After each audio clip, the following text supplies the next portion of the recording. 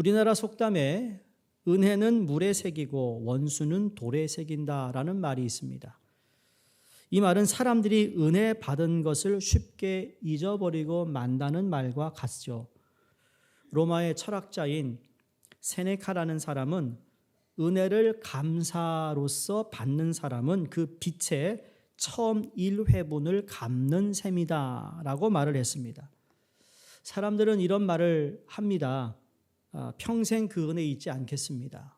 혹시 여러분 그런 말 해본 적 있어요? 이 은혜 잊지 않겠습니다. 여러분 그 은혜 잊지 않으셨죠? 누구에게 은혜를 여러분 입었다면 그 은혜를 평생 잊지 말아야 했다는 고백을 하신 분들은 여러분 한번 생각해 보세요. 뭐냐면 세월이 흐르면 흐를수록 이 평생 은혜 잊지 않겠다라는 말이 흐지부지 되어 언제인지 모르게 이 원수지간으로 변하는 것을 우리 주위에서 쉽게 발견하기 때문입니다. 이솝 우화에 이런 이야기가 있습니다. 어느 날 사슴 한 마리가 사냥꾼에게 쫓기고 있었어요. 이리저리 피하다가 위태롭게 되자 앞잎이 우거진 포도 넝쿨을 발견하고는 거기에 숨었습니다. 숨어서는 들키지만 않게 해달라고 사슴도 기도했대요. 하나님, 들키지 않게 해주세요. 그리고 숨을 죽이고 가만히 있었는데 정말 이 사슴을 쫓아왔던 사냥꾼이 너무 급한 나머지 그 포도 넝쿨인 것을 그냥 지나치고 말았습니다. 사슴이 하나님 고맙습니다. 그러지는 사냥꾼이 저기 멀리 간 것을 보고는 더 이상 쫓아오지 않겠지라는 마음을 턱 놓는 순간 마침 배가 고프더래요. 그 포도잎 넝쿨을 뜯어가며 뜯어먹기 시작하는데 뜯어먹는 그 소리가 사냥꾼 귀에 들린 거예요. 그리고는 휙 뒤를 돌아 그 소리 나는 곳으로 갔더니 사슴이 포도잎 넝쿨을 뜯어먹고 있는 모습을 봅니다. 여러분, 포도 넝쿨은 사슴을 감추어 주었는데 사슴은 그 은혜를 잊고서 잎을 뜯어먹은 대가로 사냥꾼에게 잡혔다는 이야기예요. 오늘 본문은 크게 두 단락으로 되어 있습니다. 사실 지난 에베소서 1장을 보면서 저희가 상당히 많은 시간을 통해 말씀을 제가 전달했는데 오늘 2장 1절에서 10절 말씀, 원래는 1절에서 3절 말씀으로 끊고 그 다음에 말씀을 전하려고 했는데 그냥 한 주일에 이 말씀을 여러분에게 전하는 것이 좋겠다라는 생각을 한 것은 이 큰 문맥이 두 가지로 되어 있는데 하나는 절망이고 그리고 이어지는 것이 소망이기 때문이에요. 1절부터 3절까지는 정말 그리스도가 없는 인생은 절망이다. 그러나 4절에서 6절까지는 그리스도 안에서 사는 사람은 소망을 가질 수밖에 없다라는 내용이기 때문에 오히려 이걸 두 개로 나누기보다는 절망에서 소망으로의 삶이 무엇인가를 여러분께 나누고자 이 말씀을 오늘 본문을 택했습니다. 여러분 1절에서 3절은 구원받기 전 모든 인간의 상태를 우리에게 알려주고 있는 내용입니다. 2절에 보시면 그때의 너희는 여기 구원받기 전 이방인이었던 사람을 뜻하고 있어요. 3절에 전에는 우리도 이 사도 바울이 유대인으로서 유대인이지만 예수로 구원받기 이전에 유대인이라는 뜻을 가지고 있죠. 그러니까 유대인이든 아니면 이방인은 상관없이 예수가 없었던 사람들은 그들의 삶의 상태가 이러했다라는 것을 이야기합니다. 그래서 4절에서 7절에 들어가면서 구원받을 자격이 있는 인간은 한 사람도 없고 스스로 구원할 수도 없다. 인간에게 이러한 능력이 없다라는 거죠. 그래서 인간의 구원은 전적인 하나님의 은혜다라는 것을 우리에게 증언합니다. 그래서 8절에서 9절 말씀은 구원의 근거를 밝히고 있는데 이것이 바로 은혜에 의하여 믿음으로 말미암아 구원을 받았으니. 그러니까 너희는 구원을 받은 것이 첫 번째 하나님의 은혜고 예수 그리스도를 믿음으로 말미암아 구원을 받았다라는 것을 기억하라는 것이죠. 즉 구원은 행위가 아니라 믿음으로 인하여 우리가 구원받았다. 그러면서 마지막 10절에 한번 보실까요? 우리는 그가 만드신 바라 그리스도 예수 안에서 선한 일을 위하여 지으심을 받은 자니 이 일은 하나님이 전에 예비하사 우리로 그 가운데서 행하게 하려 하심이니라. 이 말씀을 이렇게 요약해 보면 여러분 모든 인간이에요. 예수를 믿든 믿지 않든 간에 모든 인간은 창조된 존재라는 겁니다. 누군가가 창조했어요. 우리 기독교 하나님이 우리를 창조하셨어요. 그런데 창조된 존재인데 죄로 타락한 존재가 되었어요. 죄로 말미암아 타락했어요. 그래서 타락했다는 의미는 하나님과 멀어졌고 그래서 우리는 누군가가 우리를 대신해서 죽어야만 구원을 받을 수 있는 존재가 되었어요. 근데 그것을 감히 어느 유명한 왕이라든지 아니면 권력자든지 아니면 그 누가 할 수 있는 일이 아니라 오직 하나님의 아들 독생자가 오심으로 우리가 그 죄에서 타락한 우리의 몸에서 다시 새롭게 되는데 그게 마지막엔 새롭게 창조물이 되었어요. New Creation이 된 것이죠. 이해하시겠어요? 여러분 모든 인간은 이 과정을 다 특히 그리스도인은 이 과정을 다 통과한 사람이죠.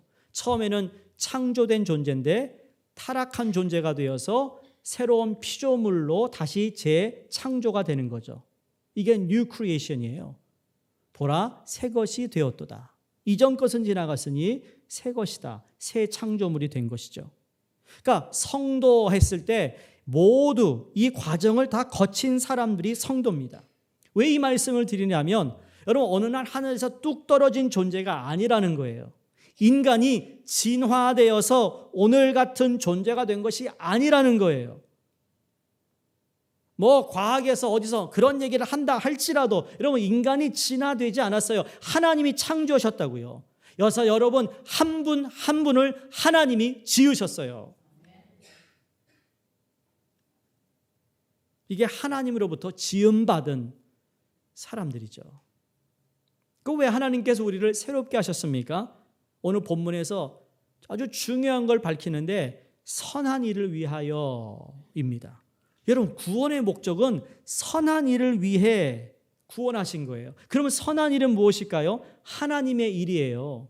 하나님의 일은 뭐죠? 하나님이 기뻐하시는 것, 하나님이 가장 원하시는 것, 영혼이 구원받아 하나님의 백성 되는 것을 하나님이 가장 귀하게 여기시고 하나님께서 원하시는 일이죠. 지금도 죽어가는 영혼을 다시 하나님께로 돌릴 수 있는 예수 그리스도를 말미암아 하나님의 자녀가 되는 것, 이것을 위하여 우리를 부르셨다고요. 그래서 교회가 있는 것이고 교회의 모든 성도들은 그냥 예배드리고 끝나는 것이 아니라 어떻게 하면 하나님이 나를 구원하신 목적 선한 일을 하느냐, 이게 중요한 거예요. 여기에는 나이에 상관없다라는 말씀이죠. 무슨 은퇴를 얘기합니까? 은퇴해도 영혼 구원해야 돼요. 나이가 어려도 바빠도 젊어도 돈이 많아도 없어도 우리 모두는 다 일을 위해 선한 일을 위해 구원받았어요. 여러분 이거 정말 마음에 새겨야 합니다. 이 핑계 저 핑계 대면서 빠져나가지 마시고 우리는 선한 일을 위하여 부름받았어요.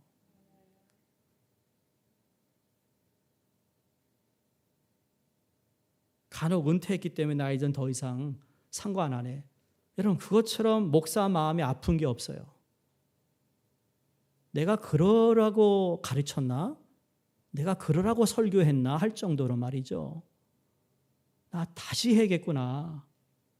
다시 시작해야겠다는 생각을 제가 자꾸 가져요. 이러라고 교회를 내가 섬기고 목회한 게 아닌데 이 목사의 잘못이죠. 잘못 가르친 거죠. 사랑하는 성도님들, 우리는 선한 일을 했기 때문에 구원받는 것이 아니라 선한 일을 하도록 구원받은 존재입니다. 인간이 성화되어서 구원받은 것이 아니라 성화되라고 구원받은 것이라고요.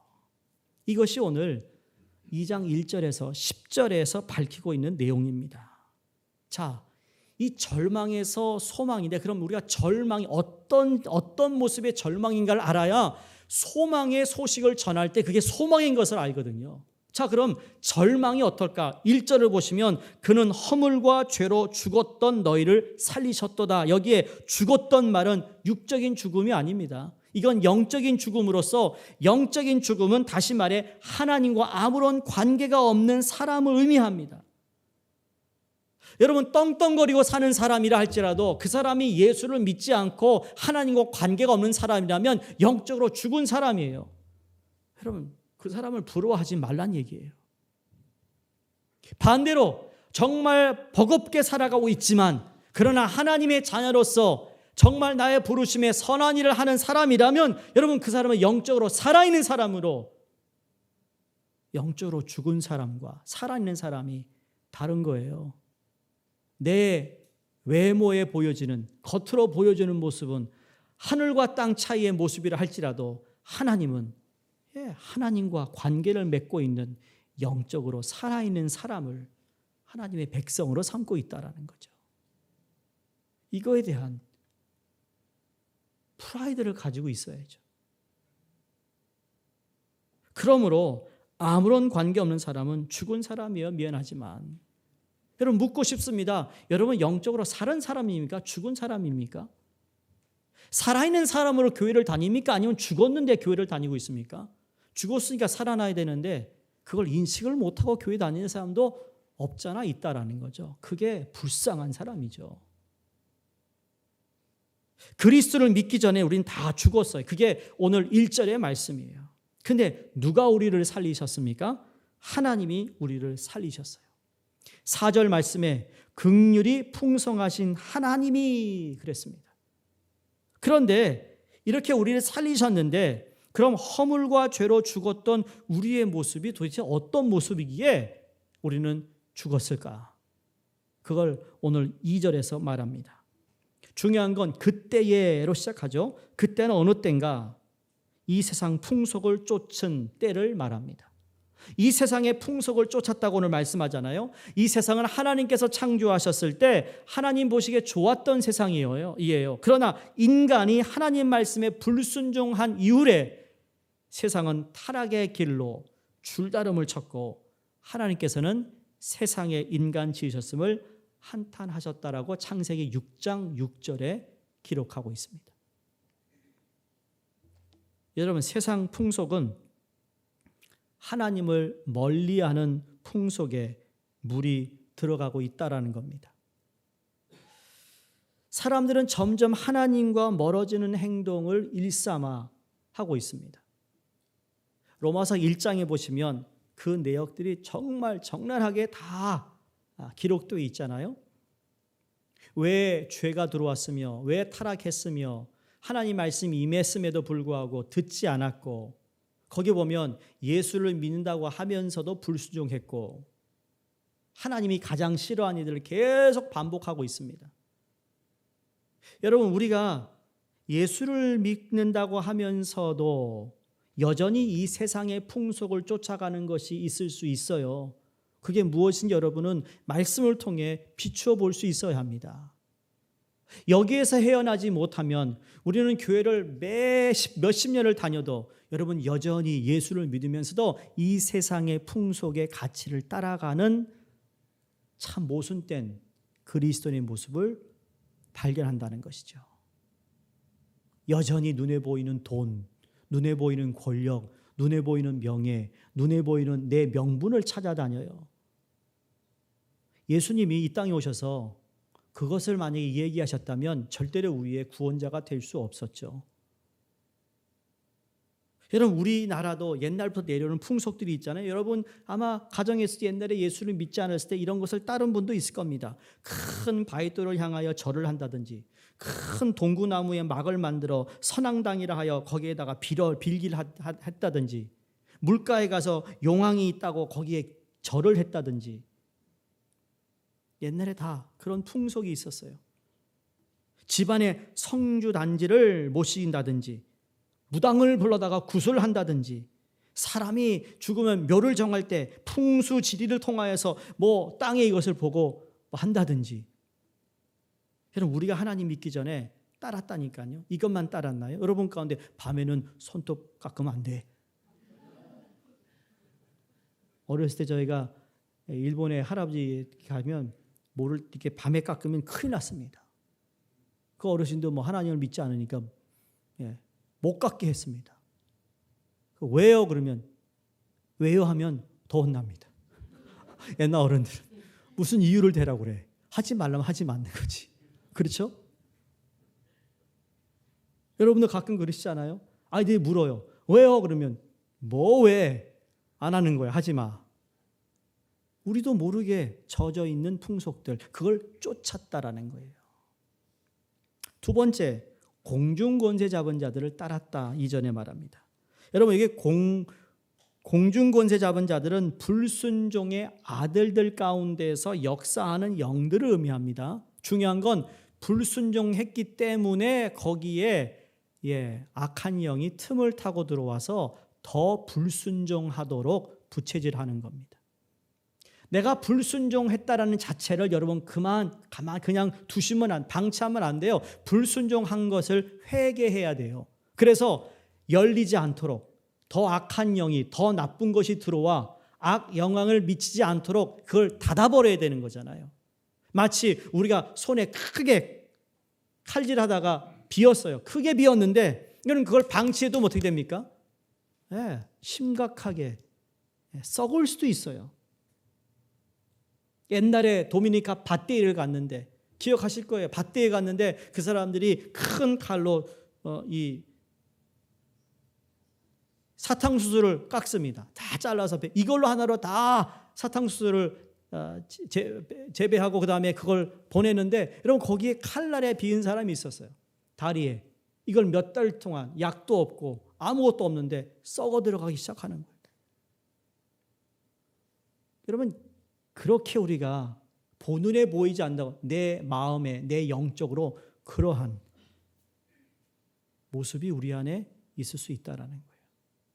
그 틈을 타 균이 들어오듯이 악한 영이 계속 들어와 마음을 삐뚤게 하고 그리고 있는 말을 그대로 듣지 못하게 하고 사실이 아닌 걸 가지고 왜곡시키고 이게 바로 불순종 아들 가운데 역사하는 영들이에요. 다시 말해 마귀의 무리들을 이야기하고 있습니다. 우리가 마귀를 따르고 싶어서 따르게 되는 것이 아니라 오늘 본문 말씀 가운데 있듯이 육체의 욕심을 따라 지내고 육체와 마음에 원하는 것을 하기 때문에 자연히 마귀의 종노릇을 할 수밖에 없다라는 이야기예요. 예수님의 이름으로 명합니다. 여러분, 이제 여러분의 육체의 욕심을 따라 육체와 마음에 원하는 것을 따라 마귀의 종노릇을 끊어버리시기를 주의 이름으로 축원합니다. 그만하셔야 돼요. 왜냐하면 마귀는 나 자신의 욕심을 따라 내 마음에 원하는 것을 하기를 원할 때 더 그 사람들을 그렇게 되도록 유혹하기 때문이에요.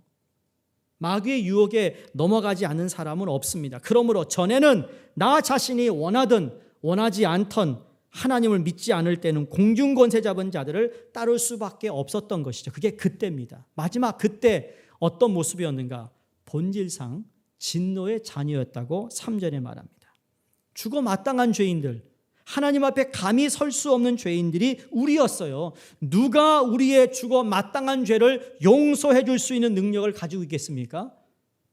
죄를 회개하기는커녕 더욱 많은 죄만 짓고 살게 되는 우리들의 모습이 하나님의 심판 가운데서 진노를 받아 마땅한 자녀들일 수밖에 없다라는 겁니다. 그래서 여기 죄와 허물이라고 그랬는데 여러분 죄로 번역된 헬라어 하마르티아라는 원어는 활을 쏘았는데 표적을 벗어났다. 표준에 미치지 못한다는 의미를 가지고 있다고 그 전에도 말씀드렸죠. 다시 말해 하나님의 뜻과 법에 어긋나게 행하는 것, 잘못된 일을 행하는 것을 뜻하고 있습니다. 그런데 허물은 이 죄와 비슷한 내용인데 조금 다릅니다.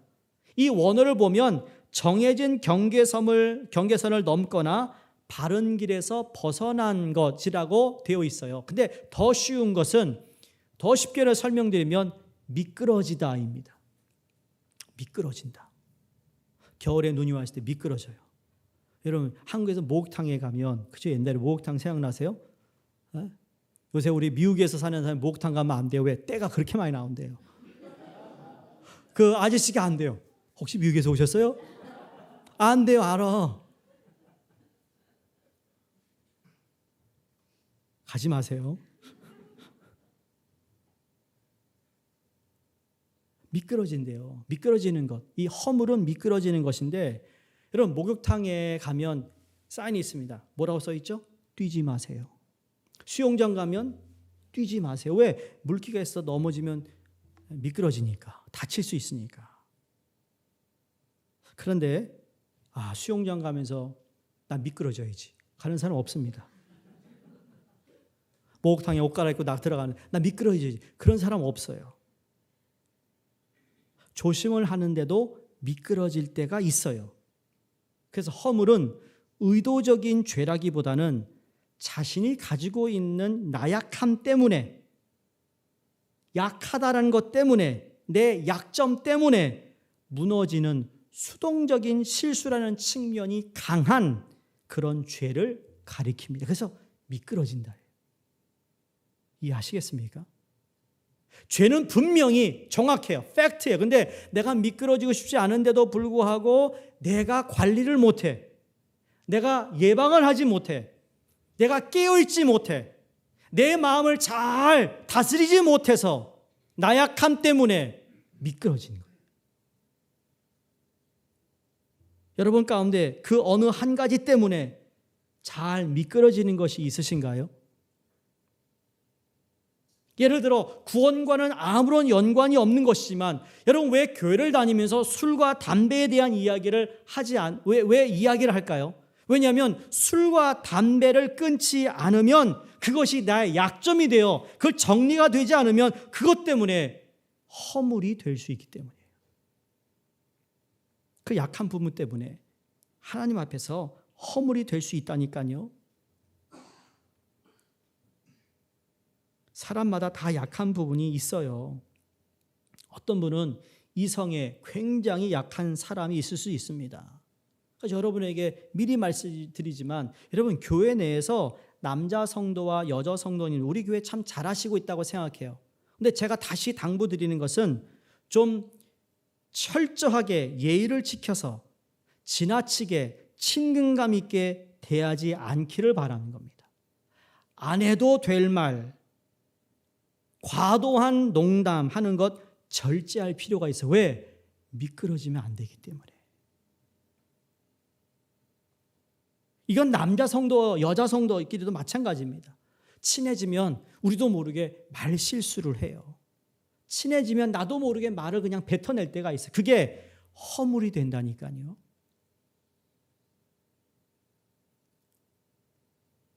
참 교회는 이상해요. 그렇게 둘이 연락 안 하면 못 살 것 같아. 여자 성도들끼리, 그렇죠? 그런데 그렇게 있다가 갑자기 무슨 일이 틀어졌어. 그래가지고 서로 안 봐. 그런데 거기서 끝나면 좋겠는데 그렇지 않아요. 이 관계라는 게. 이 사람 A라는 사람과 친한 사람이 있을 거 아니에요. B라는 사람은 친한 사람일 거 아니에요. 이게 서로 그냥 으르렁거리네. 보이지 않게. 그 결국은 누가 아파하죠? 예수님의 교회. 교회의 머리이신 예수님의 교회가 아파해요. 그래서 그러는 거예요. 잘 기억하셔야 돼요. 너무 심한 농담, 너무 심한 참 그런 것들만 잘해도 자기네끼리 그러다가 자기네끼리 싸우고 자기네끼리 그러면 그걸 교회에서 해결하라고 그래. 어쩌란 얘기야. 처음부터 나를 인발부 시키든지 그럼. 자기들 밥 먹을 때 날 불러서 같이 먹다 그러면 몰라. 자기들이 좋아가지고 먹고 그런 다음에 그 다음부터는 틀어졌다고 목사님 어떡하죠? I don't know. 재밌잖아요. 그렇죠? 근데 이게 또 때로는 심각하게 받아들여요. 나중에 하겠지만 여러분 나 자신을 내려놓으면 되는데 내려놓지 못하니까 으르렁 거리는 거죠. 근데 우리 교회는 그래도 다른 교회에 비해서는 참 없는 편이에요. 감사하게도. 진짜 그래요. 참 그래도 존중하고 조심조심 하시는데 그럼에도 불구하고 제가 말씀드리는 것은 여러분, 하나님 앞에서 허물이 되면 안 되기 때문에 미끄러지지 마시기 바랍니다. 어떤 분은 돈에 약해요.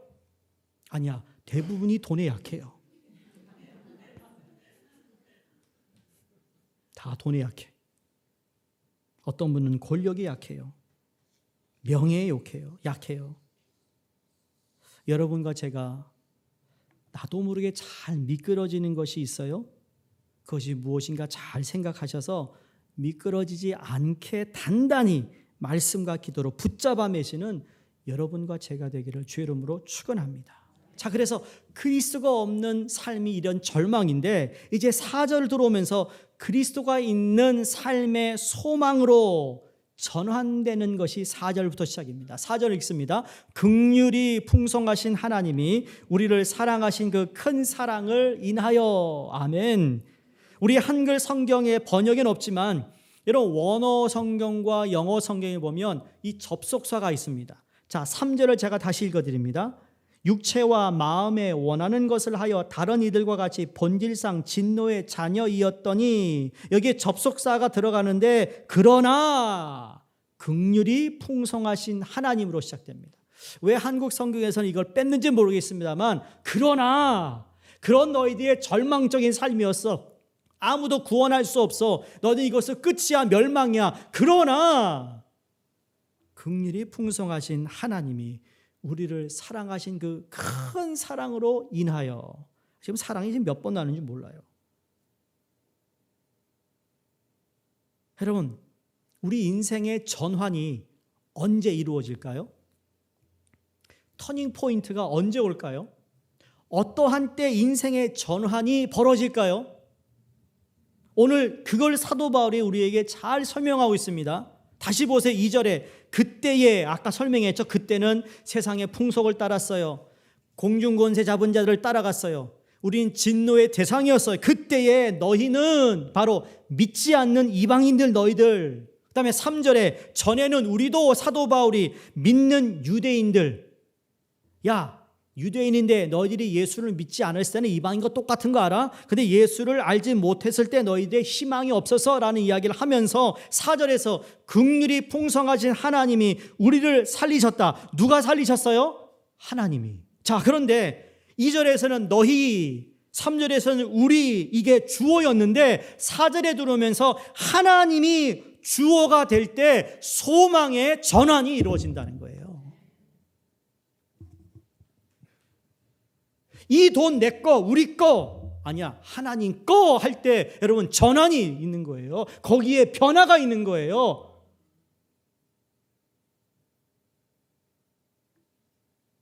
여러분, 인생의 주어가 누구입니까?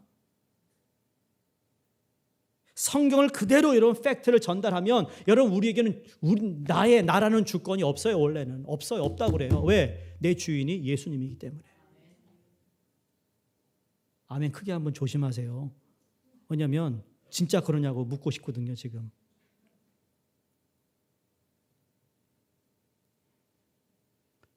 내가 돈 쓰는 거, 내 생활 시간을 합의하는 거, 여러분 모든 걸 다 주목해서 다 봤을 때 이의 주어가 하나님인가 아닌가. 여러분, 자녀를 양육하는 것까지도. 여러분, 수종교의 주어가 누가 되어야 되겠습니까? 맞아요, 하나님? 근데 하나님 아닌 것처럼 왜 신앙생활 할까요?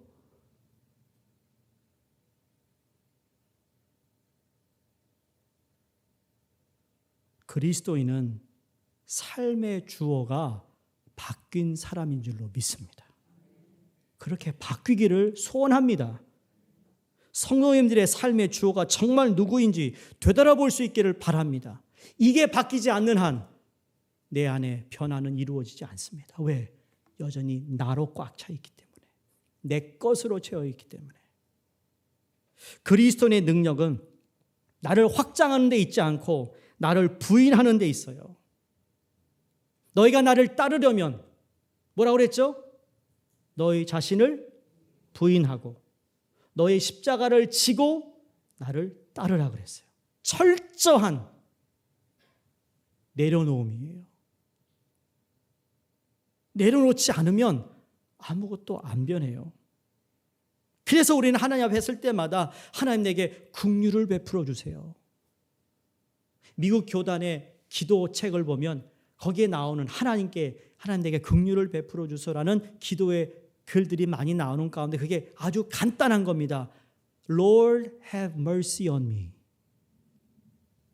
내가 긍휼을 베풀어 주세요 그러는데 이놈의 자식 때리면 누가 더 나쁜 사람인 줄 아세요?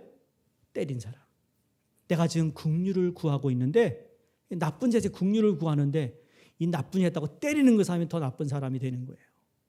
그만큼 하나님이 우리에게 풍성하신 긍휼로 우리를 사랑하셔서 우리를 하나님의 자녀 삼으셨고 이제는 우리가 아니라 하나님이 주어가 됨으로 말미암아 내 인생이 변화된 거예요. 여러분 이거 하나만 가지고도 평생 주님 앞에 기도할 제목이 돼야 되지 않겠습니까? 기도할 게 없다고요? 성경을 보세요. 기도할 게 너무 많은 거예요. 제가 일부 예배 때 그랬어요. 내가 지금 3번째 기도 제목마다 지금 마음이 계속 찔리고 있어요. 열방 기도할 때마다. 하나님 이곳에 사역자를 보내주세요. 누굴 세워줘서 그러나 나는 그거 기도하고도 기도 잘 안 하고 목사가 1불도 보내지 않고 있는 내 모습을 보면서 찔리는 거예요. 이거 계속 이렇게 해야 되나? 근데 아까 그랬어요. 이 기도 제목 바꾸자고. 너무 찔려서 안 되겠다고. 너무 힘들어요. 내 자신이.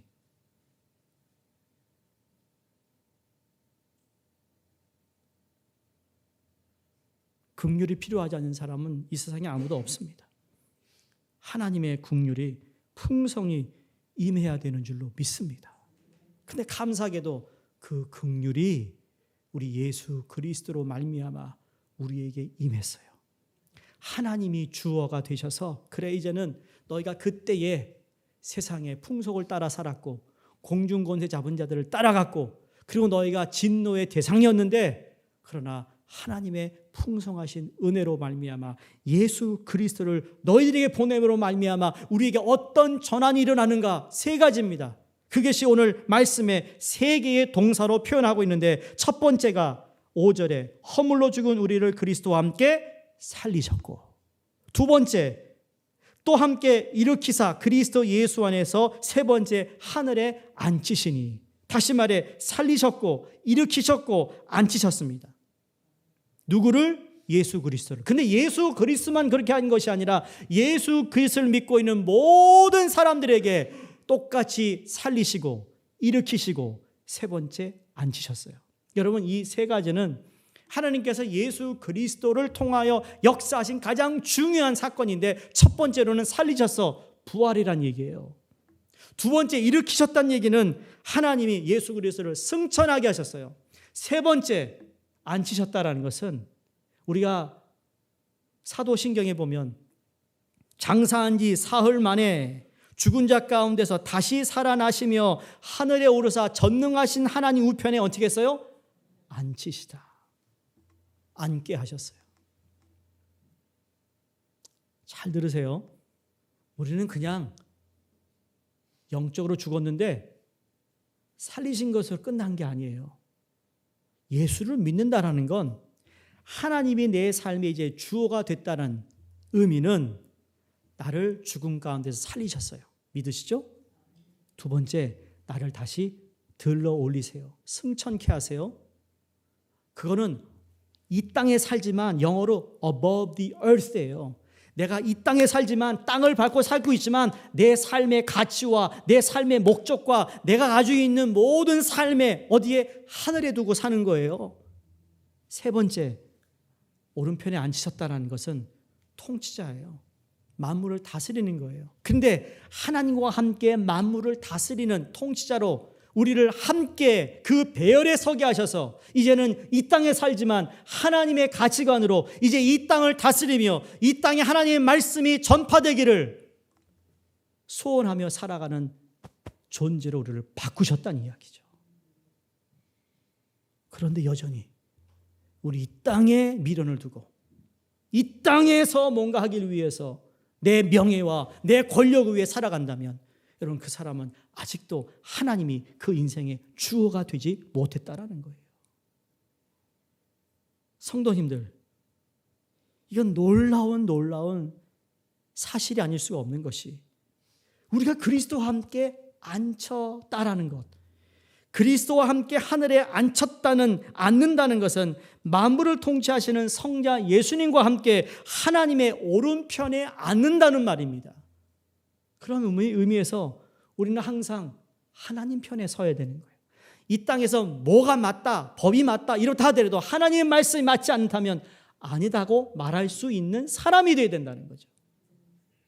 이것이 그리스도인들이 그리스도와 함께 만물을 통치하는 영광을 누린다는 뜻입니다. 이때 영광이 우리에게 걸맞는 거죠.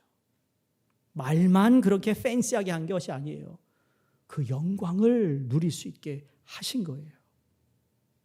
세상 사람들 눈에는 우리가 초라하게 보입니다. 보잘것없는 존재로 보입니다. 그러나 우리는 그리스도와 함께 하늘에 앉은 영광스러운 존재라는 사실을 기억해야 됩니다. 그래서 7절에 허물과 죄로 죽은 우리를 하나님께서 구원하신 목적을 밝히고 있습니다. 이는 그리스도 예수 안에서 우리에게 자비하심으로 그 은혜의 지극히 풍성함을 오는 여러 세대에 나타내려 하심이라. 무슨 말이죠? 지금 이때뿐만 아니라 앞으로도 오는 세대에도 이것을 입증하기를 원하신다. 누구를 통해? 구원받은, 선한 일을 하기 위해 부름을 받은 나 또는 우리가 주어가 아닌 하나님이 내 인생의 주어가 되어 새로운 피조물로 살아가는 그들을 통하여 앞으로 오는 세대에게도 증거가 된다, 증인이 된다라는 말씀이죠. 하나님의 은혜의 풍성함은 그리스도 예수 안에서 우리를 향한 하나님의 자비하심에서 나타납니다. 그래서 8절 9절에 너희는 그 은혜에 의하여 믿음으로 구원받았으니 이것은 너희에게서 난 것이 아니요 하나님의 무엇이요? 선물이다. 참 선물이다. 그 누구도 줄 수 없는 선물이에요. 그 누구도 빼앗아갈 수 없는 선물이에요. 이것이 행위에 난 것이 아니니 누구든지 자랑하지 못하게 함이라. 이게 복음의 핵심입니다. 바울은 오직 은혜로 구원받았다는 사실을 다시 한번 여기 언급하면서 구원은 하나님의 선물이며 인간의 행위에서 난 것이 아님을 분명히 밝히고 있습니다. 이처럼 구원에는 인간의 공로가 들어설 여지가 없고 인간의 자랑이 들어설 그 어떤 여지 또한 없습니다. 그래서 구원은 무엇보다 하나님의 권위를 분명히 보여주고 있다니까요. 여러분, 구원받았다라고 할 때 그 하나님의 권위가 내게 증명됐다라는 것을 우리는 알고 있어야 된다는 거죠. 구원받은 자 그리스도인들은 하나님의 권위를 인정하고 순종하는 사람들입니다. 이 선물 우리 다 받았어요. 그렇죠?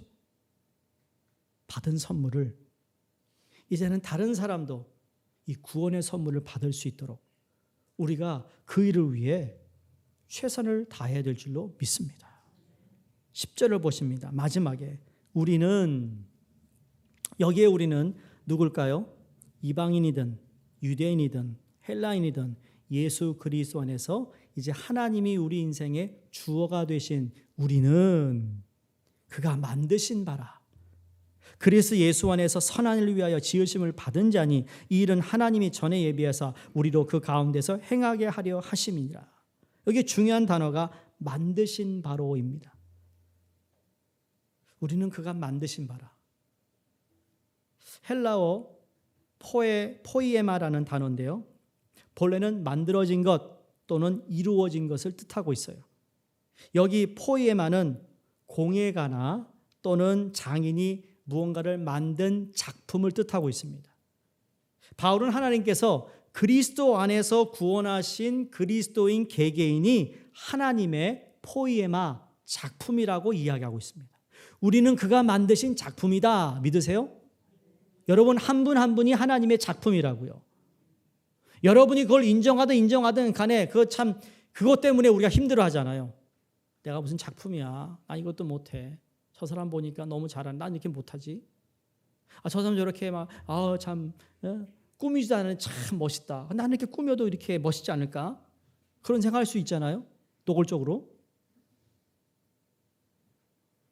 근데 하나님은 작품이래요. 누구를? 나를.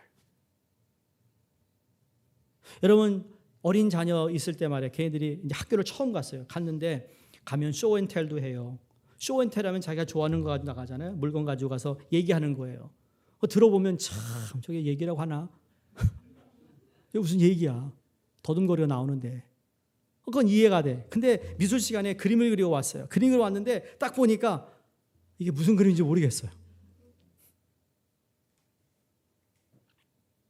옆집 아저씨는 그 그림 보고 이게 뭐야?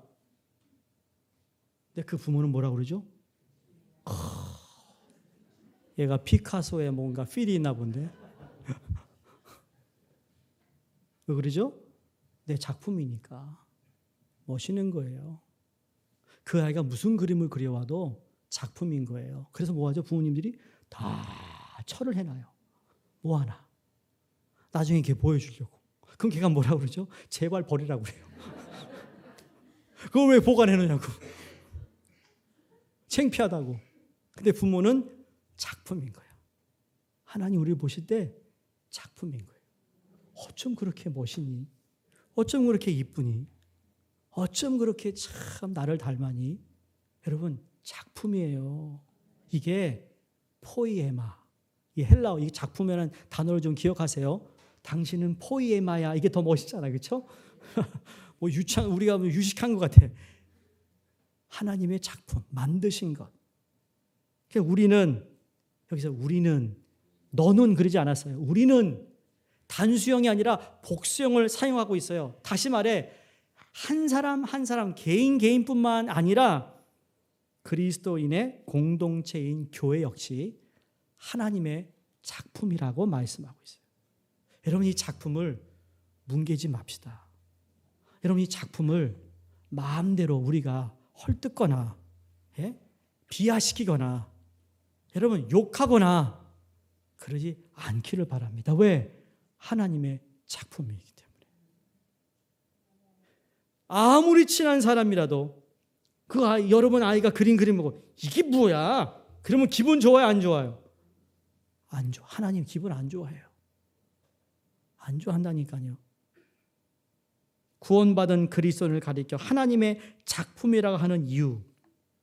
아까 서론에 말씀드린 대로 우리는 하나님이 창조하신 존재인데 타락한 죄 때문에 타락한 존재가 되어 새로운 피조물을 창조물을 만들어내셨듯이 그리스도 안에서 우리는 새롭게 창조된 피조물이기 때문에 작품이라고 말씀하고 있습니다. 누구든지 그리스도 안에 있으면 새로운 피조물이라. 보라 이전 것은 지나갔으니 새 것이 되었도다. 그 새 것이 바로 여러분 제가 하나님의 포이에마가 되어 작품으로 살아가기를 원하신다는 겁니다.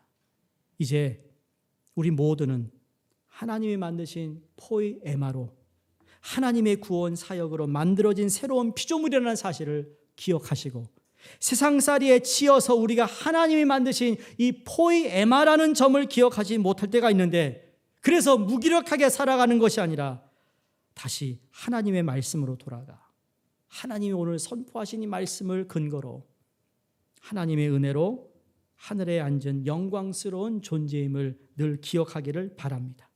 또한 선한 일들을 위하여 지음받은 하나님의 포이에마임을 여러분이 잊지 마시길 바라며 더더욱 구원의 감격 속에서 영과 진리로 예배하는 삶, 하나님을 영화롭게 하는 삶, 하나님께 큰 영광을 돌릴 수 있는 작품으로서의 삶을 살아가시기를 주의 이름으로 축원드립니다. 기도하겠습니다.